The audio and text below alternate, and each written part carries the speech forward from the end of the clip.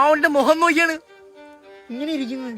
അയ്യേ, എന്തൊരു മുഖോടാ വണ്ടിക്കത്. ഇവന്മാരൊക്കെ ഇത് എന്തൊരു കണ്ടിട്ട് എടുക്കണേന്ന് അറിയാൻ വയ്യല്ലേ. അടുത്തൊരു സോപ്പ് പൊട്ടി വീണ്, അതിലൊക്കെ ആൾക്കാർ എങ്ങനെയാടാ ഇരിക്കുന്ന.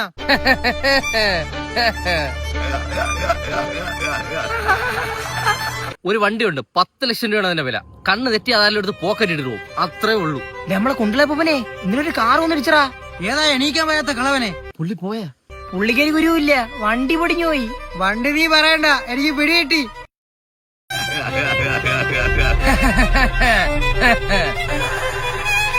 യുവമാരൊക്കെ അപ്പൂപ്പന്റെ പ്രായമുള്ള വണ്ടി കൊണ്ടുവന്നിട്ട് അങ്ങ് പുതുക്കി പണി. ഇപ്പൊ അതാണ് ട്രെൻഡ്. എന്നിട്ട് റോട്ടിൽ കൂടെ വലിച്ചടിച്ചോണ്ട് പോകും താത്ത് വെച്ചിട്ട്. എന്നിട്ട് 4 അലയും കൂടെ കയറ്റി കൊടുക്കും. ഇതൊക്കെ കയറ്റി എന്തൊക്കെ ആയതാണ് അവരെ വിചാരം. ചിലവന്മാരുണ്ട് വണ്ടിയിൽ വെടിക്കെട്ട് സെറ്റ് ചെയ്ത് വെച്ചേക്കുന്നു.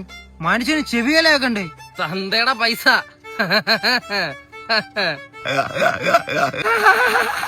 ഈയിടയ്ക്ക് ഞാൻ ഈ റോട്ടിൽ വെക്കപ്പോഴേ കുറെ മുട്ടായി തൊലിച്ചിട്ടേക്കുന്നതാണ് റോട്ടില്. അങ്ങനെയാണ് ഇപ്പൊ വണ്ടികൾ പണിഞ്ഞു വെച്ചേക്കുന്നത്. എടേ ഞാൻ കണ്ടടേ ചന്ദ്രിക സോപ്പിന്റെ വലിയൊരു പെട്ടി റോഡ് കൂടെ നീ ഇങ്ങ് പോണ്. ചന്ദ്രിക സോപ്പാ? എടേ കാറിലടിച്ച് വെച്ചേക്കുന്നേ ചന്ദ്രിക സോപ്പൊന്നും. എടാ അർഷയ്ക്ക് ഒരു വണ്ടിക്ക് നിന്റെ ഉമ്മാണ് അതേ സൗണ്ട്. ഞാൻ ഞെട്ടിപ്പോയി. ഇനി ഉമ്മായ എല്ലാം അകത്ത് പിടിച്ച് വെച്ചേക്കണെന്തോ. കുറെ എണ്ണം തകരപ്പാട്ടാണ് കുറെ വണ്ടിയായിട്ട്. ഇങ്ങനെ എഴുതാ ചിരിച്ചോണ്ടിരിക്കാനേ പറ്റൂ. ആ പോവാ, സമയായി. അതുള്ളത് അവിടെ അർച്ചയ്ക്ക് വണ്ടി കയറാളയാ. പോവാം.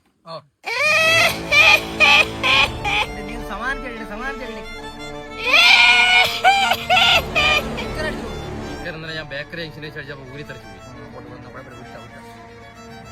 പോയി. ഇതോ അല്ല വണ്ടിക്ക് കുരുവിയുടെ മുഖം.